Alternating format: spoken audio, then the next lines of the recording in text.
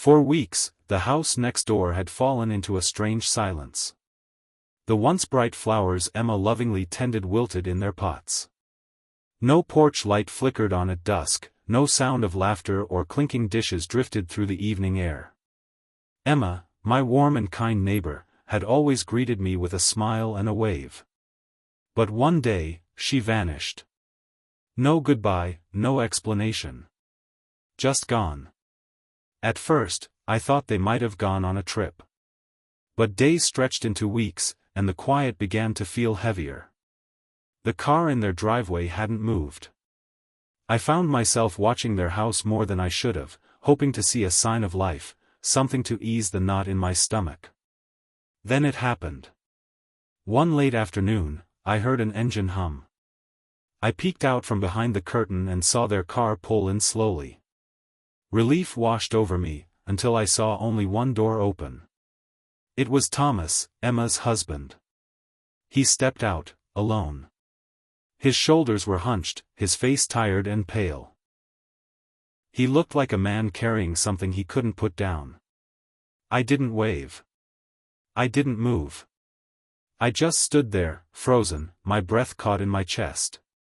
Something was very wrong. My heart whispered what my mind didn't want to accept. Emma wasn't coming back. And in that quiet realization, I felt the first ripple of a story I didn't yet understand, a story that would shake everything I thought I knew. The sun had barely dipped below the horizon when I heard the knock. It was soft, almost hesitant, the kind of knock that doesn't want to be heard but needs to be answered. I wasn't expecting anyone. I hesitated, a strange feeling settling over me. When I opened the door, Thomas stood there, his frame thinner, his face drawn with sorrow. He looked like he hadn't slept in days. There was something broken in his eyes, not just sadness, but the deep, aching emptiness of someone who had lost more than they could bear. He didn't meet my gaze right away. Instead, he fumbled in his coat pocket and pulled out a small, crumpled envelope. I'm sorry to drop by, he said, voice cracked and hoarse. I needed to give you this. My eyes fell to the envelope, yellowed at the edges, slightly bent, but unmistakably addressed in Emma's delicate handwriting. Seeing my name written by her hand felt like being struck in the chest. My hands shook as I reached for it, the weight of the paper heavier than it should have been. I didn't open it right away. I just stared, the lump in my throat growing. She wrote it, before, Thomas said quietly, then took a step back. I'll leave you to it.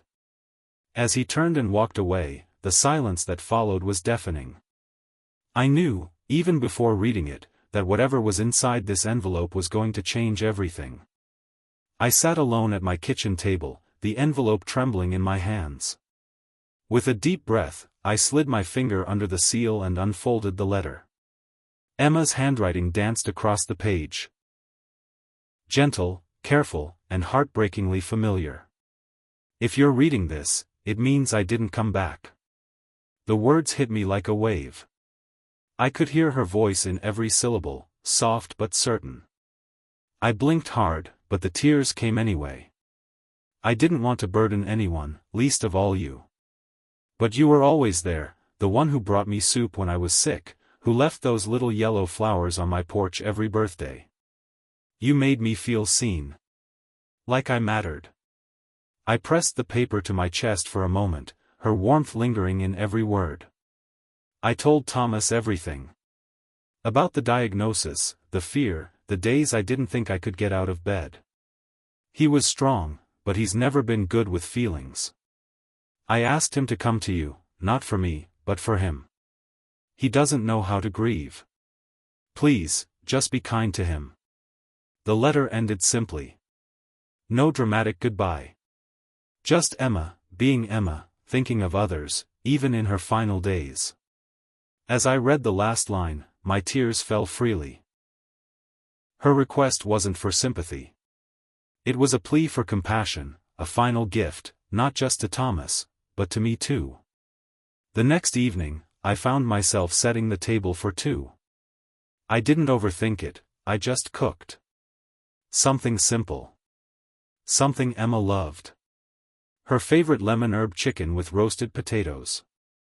I wasn't sure if Thomas would come, but when the doorbell rang, I knew he'd heard her, not just in the letter, but in the quiet spaces she used to fill. He sat across from me, shoulders stiff, eyes distant. The clink of cutlery and the faint hum of the radio were the only sounds for a while. We didn't speak. We just ate. Then, softly, he began. She held on longer than they thought, he said, voice barely above a whisper. She didn't want me to see her suffering, but she made me promise to come back. To this house. To you. He paused, staring down at his plate. She said you were the only person who ever made her feel normal during all of it. That your kindness made her forget she was sick, even if just for a moment. His voice cracked. I thought I'd come back to nothing. He looked up, meeting my eyes for the first time. But she was right. You were always light. That word hung in the air like a fragile truth. And then, for the first time since she'd passed, I saw it, the faintest flicker of a smile on his face. Small. Tired. But real. And in that moment, I knew, healing had finally begun. For both of us. A year passed like pages turning in a book you're not ready to finish. Seasons changed, but something beautiful grew in the space between our houses, quite literally. Thomas and I, once barely more than strangers, spent spring mornings digging into the earth. We planted lilies, Emma's favorite, tall sunflowers that chased the sun like she used to chase joy, and soft lavender for peace. In the center, we placed a simple wooden bench. On it, a small plaque, Emma's light. It became our quiet ritual. Mornings with coffee and shared silence, tending to blooms that carried her spirit. We didn't speak about loss as much anymore. Instead, we spoke of memories, of her laughter, her stubbornness, her love for honey in tea and old jazz records. The space between our homes, once a boundary, had transformed into a bridge. We were no longer just neighbors. We were something like family. And I realized, what Thomas had come looking for that evening wasn't pity. It wasn't someone to mourn with. It was connection.